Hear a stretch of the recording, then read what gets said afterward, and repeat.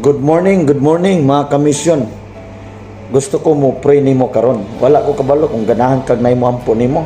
Pero kung gusto ka nay mo ampo nimo karon, ang imong buhaton mutuo ka. Simple lang, mo cooperate ka nako, kitang duha, muuban mag-uban ta des mga pag-ampo in the spirit realm. Asa man ka dapit karon, unsa may kahimtang nimo karon, dili na bagmatter. Ang Bible nagsulti nga the hands of the Lord is not shortened that cannot reach. So wherever you are right now, the hands of the Lord is able to reach you out. He can able to touch you, can restore you, can heal you, can provide. He can make a miracles. Now karong orasa, join ka nako. Bear with me. Og wala ko kabalo sa imong sitwasyon nimo. Imong buhaton, ibutang nimo imong kamot diha sa imong cellphone.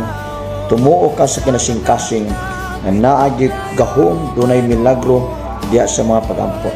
So uban ka nako igsuon kung gusto ka nga nimo ampo nimo ug tuoy nga ang pag-ampo nato karon magmanifest nimo, manlihok ang gahom sa Dios pinagi sa gahom sa atong mga pag-ampo tungod kay mituo ta ng Dios nato nga gamhanan, buhi siya ug makahimo sa pagtubag sa atong mga pag-ampo. Okay, butang imong kamot diya sa imong cellphone, tuig nga madawat nimo imong milagro karon. Kaayuhan ba na unsa nga sitwasyon, kalibog, kasakit, kagul-anan, unsa klase nga problema, diha sa ngalan sa Ginoo ang tanang butang posible.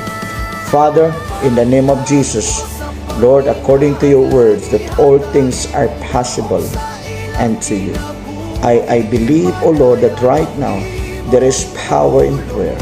Lord, as we come together in faith, we believe, O Lord, according to your word, whatever you ask in prayer, believe that you will receive and you shall have it.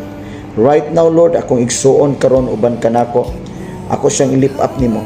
Unsay kondisyon siyang kahimtang karon, pagbati niya karon, kagulanan, kasakit, balatian, Lord, akong ideklarar karon ang imong solusyon, ang imong gahom sa kayuhan, bisan solusyon silang mga pagpanginanglan, kalibog, kasakit, kagulanan, akong gibadlong ang tanang buhat sa kaaway batok silang kinabuhi.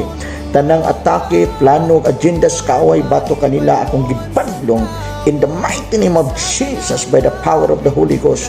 Lord, akong gisugid karon nga adunay kalinaw, adunay bahandi nimo, adunay provision nimo, adunay direction nimo. Salamat sa imong kaalam, O Dios, nga iyang mabatunan karon, mapuno sa Ginoo sa imong Espiritu Santo, mapuno iyang kasing-kasing sa kalinaw ug kalipay nga gikan kanimo. Right now, Father, salamat sa tubag sa mga pag-ampo. I-bless kini